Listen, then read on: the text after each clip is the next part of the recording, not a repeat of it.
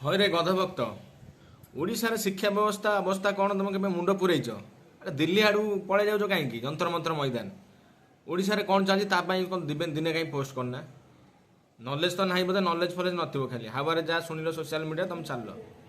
ଓଡ଼ିଶାରେ ଆଜି ଯାଏ ବି ବ୍ଲକ ଗ୍ରାଣ୍ଡ ଯେଉଁମାନେ 15-20 ବର୍ଷ ଖଟିଛନ୍ତି, ରିଟାୟାର୍ଡ ବ୍ଲକ ଗ୍ରାଣ୍ଡ ଏମ୍ପ୍ଲୟି, ଆଜି ପର୍ଯ୍ୟନ୍ତ ତାଙ୍କୁ ଟଙ୍କାଟେ ବି ସର୍ଭିସ ବେନିଫିଟ୍ ମିଳିନାହିଁ, ରିଟାୟାରମେଣ୍ଟ ବେନିଫିଟ୍ ମିଳିନାହିଁ, ପେନସନ୍ ନାହିଁ। ଦୀର୍ଘ 15-16 ବର୍ଷ ମାଗଣା ଖଟିଲା ପରେ ଗୋଟେ ବ୍ଲକ ଗ୍ରାଣ୍ଡ ଭଳି କଳୁଷିତ କଥା ତମରି ମାନ୍ୟବର ମୁଖ୍ୟମନ୍ତ୍ରୀ କରିଦେଇ ଯାଇଥିଲେ। କ'ଣ ନା ଆମର ପଇସା ନଥିଲା, ଆଉ ଅଲଗା ଯୋଜନା, ପିଠା ଯୋଜନା, କାଳିଆ ଯୋଜନା ପାଇଁ ପଇସା ଥିଲା। ଆଉ ଏବେକାର ଯେଉଁ ଅଛନ୍ତି ମନ୍ତ୍ରୀ, ଆକ୍ଚୁଆଲି ତମେ କ'ଣ କ'ଣ ଦେଖି ତମ ମନ୍ତ୍ରୀ ଦିଆଯାଇଛି କିଛି ମାନେ ଆମକୁ ବି ବୁଝା ପଡ଼ୁନି।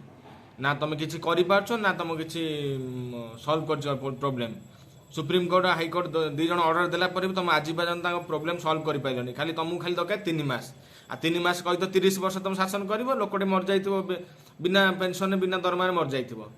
ଆଉଟସୋର୍ସିଂ ଏମ୍ପ୍ଲୟ ଆଜି ପର୍ଯ୍ୟନ୍ତ କିଛି କରିପାରିଲ କ'ଣ? ନା କେଜିରୁ ପିଜି ମାଗଣା କରିଦେଲୁ, କଲେଜକୁ ଆଡମିସନ ଫିସ୍ ନେବନି। ପୁରା କଲେଜରେ ଫଣ୍ଡ କରୁ, ରଙ୍ଗ ମାରିବା ପାଇଁ ଯେଉଁ ରଙ୍ଗ ମାରୁନା, ରଙ୍ଗ ମାରିବା ପାଇଁ ବି ପଇସା ନଥିବ। ସେସବୁ କଥା ବଜେଟ୍ ଆନାଲିସିସ୍ କରିକି ଡିସିସନ୍ ନେବା କଥା। ମନେ ମନେ ତମକୁ ତ ଦେଇଦେଇଛନ୍ତି, ପାଇଯାଇଛ ମନ୍ତ୍ରୀ ପଦ, ମନକର ମନ୍ତ୍ରୀ ତମେ କି ତମ ଅଫିସର ମାନେ ଆଜି ଯାଏ ବି ଶାସନ ଚଳୁଛ ଓଡ଼ିଶାରେ ମଧ୍ୟ ନାହିଁ।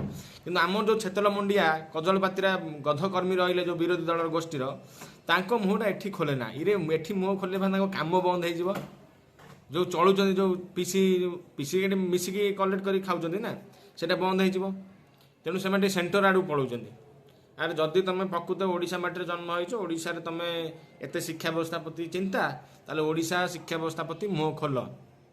ଓଡ଼ିଶାରେ ଶିକ୍ଷା ବ୍ୟବସ୍ଥାର ଯାହା ସବୁ ଏମ୍ପ୍ଲୟିଙ୍କ ପ୍ରୋବ୍ଲେମ୍ ଅଛି ତା ପାଇଁ ପଦେ କୁହ। ଆଉ ତୁମେ ଯାଇକି ଯନ୍ତର ମନ୍ତର ମଇଦାନରେ ପହଞ୍ଚି ଯାଉଛ। ତୁମେ ଯାହା କୁହ ଗଧଭକ୍ତ, ତୁମେ ଯେତେ କହିଲେ ବି ତୁମେ ସୁଧରିବନି। ତୁମର ଶସ୍ତା ରାଜନୀତି। ତୁମେ ତ ଭୋଟ ଦେଇଛ। ଆକ୍ଚୁଆଲି ବିରୋଧୀ ଦଳରେ ଆଇ ଥିଙ୍କ 1800 ଖଣ୍ଡ ML ଅଛନ୍ତି, 1800 ML ବିରୋଧୀ ଦଳରେ ଅଛନ୍ତି।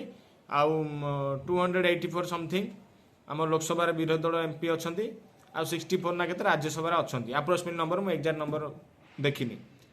ସେମାନେ ତ କାହିଁ ମୁହଁ ଖୋଲୁନାହାନ୍ତି। ମୁଁ କେବେ ମୁହଁ ଖୋଲିବାର ଦେଖିଛି? ତୁମେ ତ ଭୋଟ ଦେଇଛ, ତାଙ୍କ ପଛରେ ରାଲି କରିଛ, ଜୟ ଜୟ ପକେଇଛ। କାହିଁ ସେମାନେ ତ ଆଜି ପର୍ଯ୍ୟନ୍ତ ଦିନେ ମୁହଁ ଖୋଲୁନାହାନ୍ତି? କାହିଁ ସେମାନେ ଗଲେ କୁଆଡ଼େ?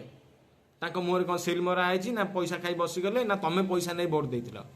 ଆଉ ତମେ ଏଠି ଉତ୍ପାତ ହେଇକି ଅନ୍ୟମାନଙ୍କୁ ଶୋଧିବ, ଗଧଭକ୍ତ କହିବ, କର୍ମୀମାନଙ୍କୁ ଶୋଧିବ। କାହିଁ ତମ ନେତା କ'ଣ କରୁଥିଲେ କି? ଶାସକ ଦଳ ତା ନେତାଙ୍କୁ ସପୋର୍ଟ କରୁଛ। ବିରୋଧୀ ଦଳ କେତେଟା ବିରୋଧୀ ଦଳ ଆଜି ପର୍ଯ୍ୟନ୍ତ ବିରୋଧ କରୁଛନ୍ତି? କେତେଟା ବିରୋଧୀ ଦଳ ନେଇ ପେପର ଓଡ଼ିଶାରେ ଷ୍ଟ୍ରାଇକ୍ ହେଇଛି, ଓଡ଼ିଶାରେ ପତାକା ହଲେଇଛନ୍ତି କେତେଟା ନେତା ମନ୍ତ୍ରୀ?